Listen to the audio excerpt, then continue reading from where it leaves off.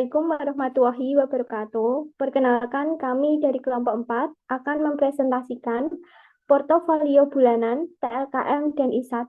Perkenalkan, saya Falik Maya Kamila, NIM 128.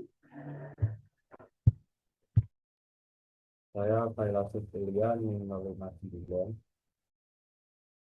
Saya Nuriza Fibriati, NIM 123. Saya Bintang Pradana, NIM 068. Yang pertama, harga saham TLKM 10 November 3.440, 11 November 3.520, 12 November 3.560, 13 November 3.500, 14 November 3.550, 17 November 3.610, 18 November 3.620, 19 November 3.650, 20 November 3.640, 21 November 3.500, 24 November 3.700, 25 November 3.650, 26 November 3.720, 27 November 3.570, 28 November 3.510, 1 Desember 3.650,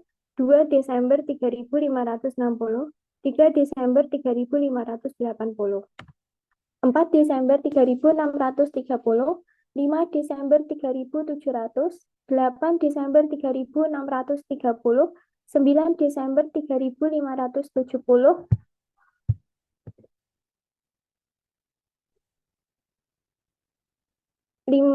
maaf, 5 Desember 3.700, 8 Desember 3.630, 9 Desember 3.570, 10 Desember 3.640, 11 Desember 3.570, 12 Desember 3.550.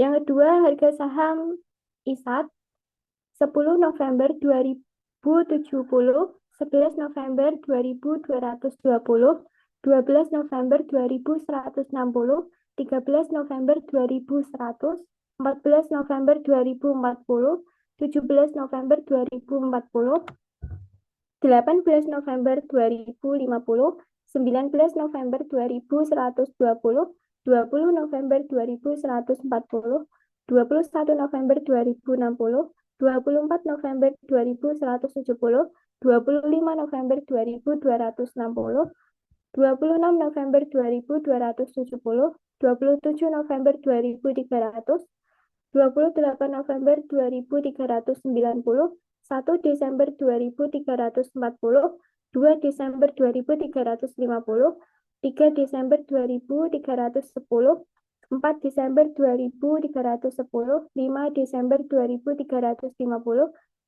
8 Desember 2440, 9 Desember 2400, 10 Desember 2400, 11 Desember 2380, 12 Desember 2360. Selanjutnya akan dijelaskan oleh rekan saya.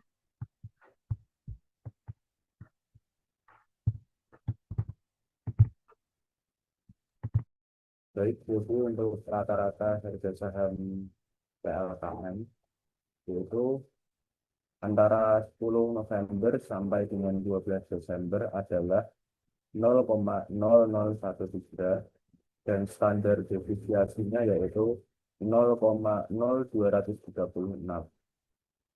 Returnnya yaitu 0,0013 dan risiko saham 0,02. Sedangkan harga saham dari pusat memiliki rata-rata dari tanggal 10 November sampai dengan tanggal 12 Desember yaitu 0,0055 dan standar depresiasi 0,0281. Memiliki return 0,0055 dan risiko saham 0,0985. Untuk korelasinya, dari TLKM disimbolisasikan sebagai X dengan jumlah yaitu 0,0314761 dan PT ISAT yang disimbolkan dengan huruf Y 0,1311. Jadi X kali Y totalnya 0,0034 dan X kuadrat totalnya 0,0128 dan Y kuadrat totalnya 0,0189. Jadi untuk korelasi pembilannya yaitu 0,078008 dibagi dengan penyebutnya 0,365784 menghasilkan korelasi 0,213262.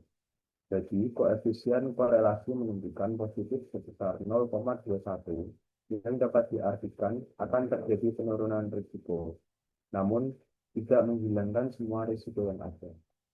Selanjutnya akan dijelaskan oleh teman saya. Oke, kita lanjutkan ke portofolio saham. Untuk portofolio yang pertama yaitu 10% TLKM dan 90% ISAT menunjukkan hasil 0,0259. Untuk portofolio yang kedua yaitu 20% TLKM dan 80% ISAT menunjukkan hasil 0,0239. Untuk portofolio yang ketiga yaitu 30% TLKM dan 70% ISAT menunjukkan 0,0223. Untuk portofolio yang keempat yaitu 40% TLKM dan 60% ISAT menunjukkan hasil 0,0210. Untuk portofolio yang kelima yaitu 50% TLKM dan 50% ISAT menunjukkan hasil 0,0202. Untuk portofolio yang keenam yaitu 60% TLKM dan 40% hasil 0,0199. Untuk portofolio yang ketujuh yaitu 70% TLKM dan 30% ISAT menunjukkan hasil 0,0201. Untuk portofolio yang ke-8 yaitu 80% TLKM dan 20% ISAT menunjukkan 0,0208. Untuk portofolio yang terakhir yang ke-9 yaitu 90% TLKM dan 10% ISAT menunjukkan 0,0220. Selanjutnya ke resiko dan return portofolio. Untuk yang portofolio pertama menunjukkan resiko 0,00795. Untuk returnnya 0,00505. Untuk portofolio yang kedua yaitu menunjukkan resiko 0,00638 dengan return 0,00463. Untuk portofolio yang ketiga yaitu menunjukkan resiko 0,005 dengan return 0,00422. Untuk portofolio yang keempat yaitu menunjukkan resiko 0,00381 dengan return 0,0038. Untuk portofolio yang kelima menunjukkan resiko 0,00280 dengan return 0,00339. Untuk portofolio yang keenam menunjukkan resiko 0,00198 dengan return 0,00297. Untuk portofolio yang ke-7 menunjukkan resiko 0,00020 dengan return 0,00256. Untuk portofolio yang ke-8 menunjukkan resiko 0,00088 dengan return 0,00214. Untuk porto yang terakhir yaitu menunjukkan resiko 0,00062 dengan return 0,00173. Selanjutnya akan dilanjutkan oleh teman saya. Selanjutnya adalah grafik hubungan antara risiko dan return. Pada grafik ini ditampilkan 9 alternatif portofolio, yaitu part 1 sampai dengan part 9, yang masing-masing memiliki tingkat risiko dan return yang berbeda. Berdasarkan grafik tersebut, dapat dilihat bahwa pergerakan portofolio menunjukkan variasi trade-off antara risiko dan return. Tidak semua portofolio memberikan kombinasi risiko dan return yang optimal, sehingga perlu dilakukan pemilihan portofolio efisien. Dari keseluruhan portofolio tersebut, kelompok kami memilih part 7, part 8, dan part 9 sebagai portofolio efisien. Pemilihan ini didasarkan pada pertimbangan bahwa ketiga portofolio tersebut berada pada area yang relevan dalam grafik risiko return dan mempresentasikan pilihan portofolio dengan tingkat risiko yang berbeda.